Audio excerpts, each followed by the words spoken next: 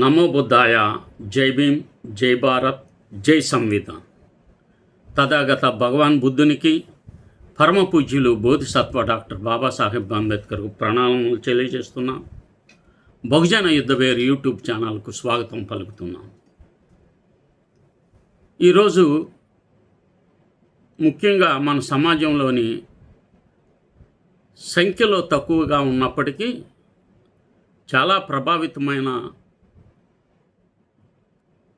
Never surrender people వీళ్ళు. అంటే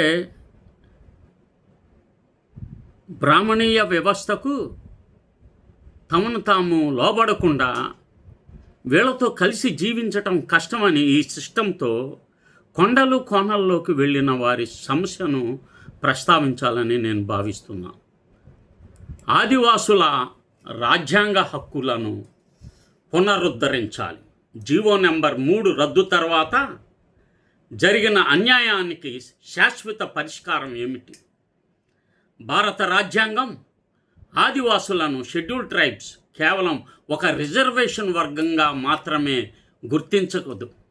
వారికి భూమి, సంస్కృతి, భాష, జీవన విధానం, విద్య, ఉపాధి, స్వయం పాలన వంటి అంశాలను ప్రత్యేకంగా రక్షించాల్సిన బాధ్యతను కేంద్ర రాష్ట్ర ప్రభుత్వాలపై ఉంచింది. అందుకే 5వ schedule 5th schedule article 46, article 244 పంచాయతీలకు సంబంధించిన పెసా చట్టం, అటవీ హక్కుల చట్టం ఫారెస్ట్ రైట్స్ యాక్ట్ 2006 వంటి ప్రత్యేక రాజ్యాంగ చట్టపరమైన రక్షణలు కల్పించబడ్డాయి. అయితే ఆంధ్రప్రదేశ్లో ఆదివాసీ ప్రాంతాల విద్యాభివృద్ధికి అత్యంత కీలకంగా నిలిచిన జీవో ఎంఎస్ నెంబర్ 3 తేదీ 10/1/2000 సుప్రీంకోర్టు తీర్పుతో రద్దు కావడం వల్ల వేలాది ఆదివాసీ యువత ఉపాధి అవకాశాలను కోల్పోయింది.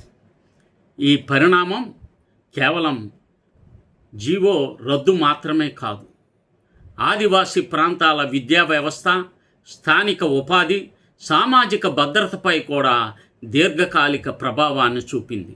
జీవో నెంబర్ 3 అంటే ఏమిటి? 2000లో జనవరి 10న ఆంధ్రప్రదేశ్ గవర్నర్ 5వ షెడ్యూల్లోని పారాగ్రాఫ్ 5(1) కింద ప్రత్యేక అధికారాలను వినియోగిస్తూ జీవో నెంబర్ 3 జారీ చేశారు.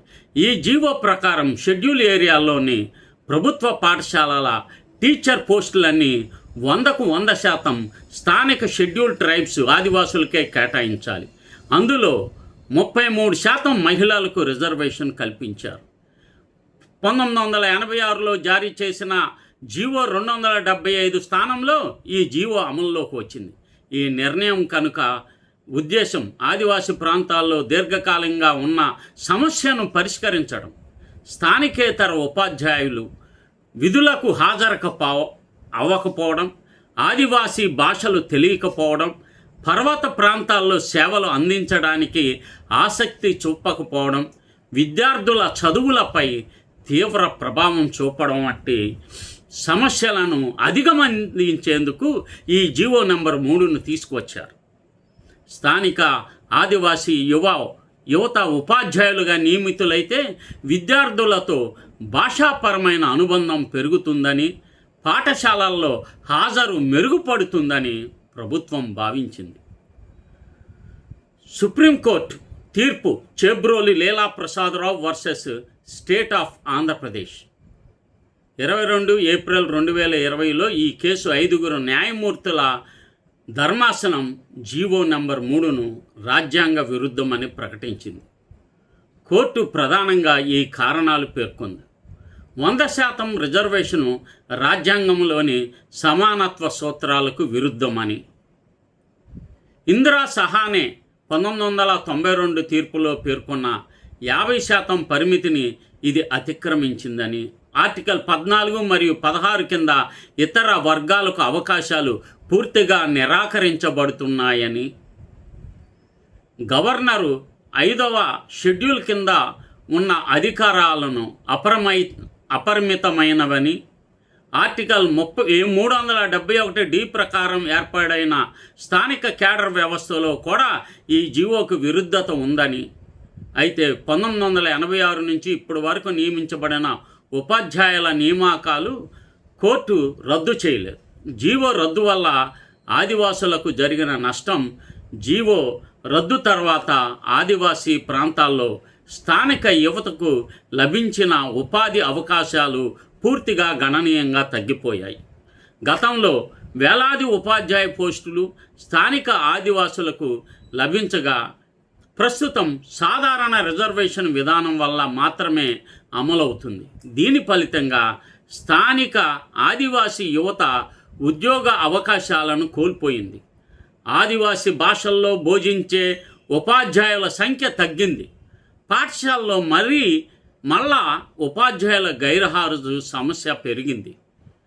ఆదివాసుల విద్యార్థుల అభ్యసనం ప్రతికూల ప్రభావం పడింది. నిరుద్యోగం, వలసలు, సామాజిక అస్థిరత వంటి సమస్యలు మరింతగా పెరిగాయి. జీవో అమల్లో ఉన్న కాలంలో సుమారు 4626కు పైగా ఉపాధ్యాయ పోస్టులు స్థానిక ఆదివాసులకు లభించాయని అనేక నివేదికలు సూచిస్తున్నాయి. ఈ తీర్పు తర్వాత రాజ్యాంగబద్ధమైన పరిష్కారం ఏమిటి? సుప్రీంకోర్టు 100% రిజర్వేషన్ను రద్దు చేసింది, కానీ ఆదివాసీ ప్రాంతాలకు ప్రత్యేక రక్షణ అవసరం లేదని ఎక్కడా చెప్పలేదు. అందువల్ల ప్రభుత్వం కొంత మంచి విధానాన్ని రాజ్యాంగానికి అనుగుణంగా రూపొందించవచ్చు. ఆర్టికల్ 371D ప్రకారం చేయాల్సిన చర్యలు ఆర్టికల్ 371D ఆంధ్రప్రదేశ్ మరియు తెలంగాణ రాష్ట్రాల్లో స్థానిక అభ్యర్థులు ఉద్యోగ అవకాశాలు కల్పించేందుకు రూపొందించేందుకు ఈ అధికరణను సమర్థవంతంగా వినియోగిస్తూ ప్రభుత్వం షెడ్యూల్ ఏరియాలకు ప్రత్యేక స్థానిక క్యాడర్ కల్పించవచ్చు. Exclusive for scheduled area local cadre ఏర్పాటు చేయాలి. ఆ క్యాడర్లో స్థానిక ఆదివాసులకే ప్రాధాన్యత కల్పించే ప్రత్యేక నియామక విధానాన్ని రాష్ట్రపతి ఉత్తర్వుల ద్వారా రూపొందించాలి. అవసరమైతే రాష్ట్రపతి ఉత్తర్వుల్లో ప్రెసిడెన్షియల్ ఆర్డర్ సవరణలు ప్రతిపాదించాలి. రాజ్యాంగానికి అనుగుణంగా స్థానిక ఆదివాసుల రక్షణ కోసం ప్రత్యేక సేవా నియమాలు రూపొందించాలి. ఉపాధ్యాయులతో పాటు ఆరోగ్యం, అటవీ, ఐటీడీఏ, గ్రామీణాభివృద్ధి వంటి విభాగాల్లో కూడా స్థానిక ఆదివాసులకు ప్రాధాన్యత కల్పించాలి. 5వ షెడ్యూల్ను సమర్థవంతంగా వినియోగించుకోవాలి. గవర్నర్ గారి పేరు మీద ట్రైబ్స్ అడ్వైజరీ కౌన్సిల్ సిఫార్సుల ఆధారంగా కొత్త నిబంధనలు రూపొందించుకోవాలి. షెడ్యూల్ ఏరియాలో ప్రత్యేక పరిస్థితులను దృష్టిలో ఉంచుకొని కేంద్ర ప్రభుత్వానికి ప్రత్యేక చట్టాల ప్రతిపాదనలు పంపాలి.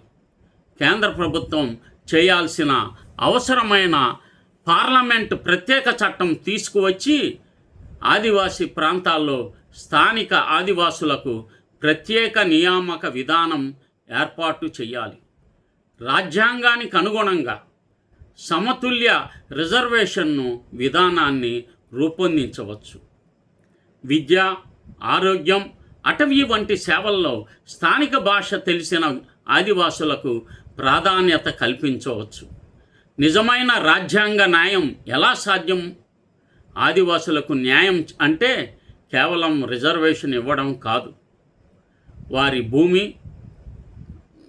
భూమిని రక్షించడం, వారి భాషలో విద్య అందించడం, వారి ప్రాంతంలో ఉద్యోగాలను వారికి అందించడం, స్వయం పాలన అమలు చేయడం, వారికి హక్కు ఇవ్వడం, వారి సంస్కృతిని కాపాడడం, ఇవన్నీ రాజ్యాంగం ఉద్దేశించిన సామాజిక న్యాయం. అందువల్ల 5వ షెడ్యూల్ పూర్తిగా అమలు కావాలి. ఆర్టికల్ 371D ప్రకారం షెడ్యూల్ ఏరియాలకు ప్రత్యేక స్థానిక క్యాడరు ఏర్పాటు చేయాలి. పెస్ చట్టం, అటవీ హక్కుల చట్టం, ఫారెస్ట్ రైట్స్ యాక్ట్ 2006 పూర్తి స్థాయిలో అమలు చేయాలి. ఆదివాసీ ప్రాంతాల్లో విద్య, ఆరోగ్యం, ఉపాధి రంగాల్లో స్థానిక ఆదివాసులకు రాజ్యాంగబద్ధమైన ప్రాధాన్యత కల్పించాలి. సుప్రీంకోర్టు తీర్పును గౌరవిస్తూ రాజ్యాంగానికి అనుగుణమైన కొత్త చట్టపరమైన వ్యవస్థను రూపొందించాలి. భారత రాజ్యాంగం ఆదివాసులకు ప్రత్యేక రక్షణ కల్పించింది.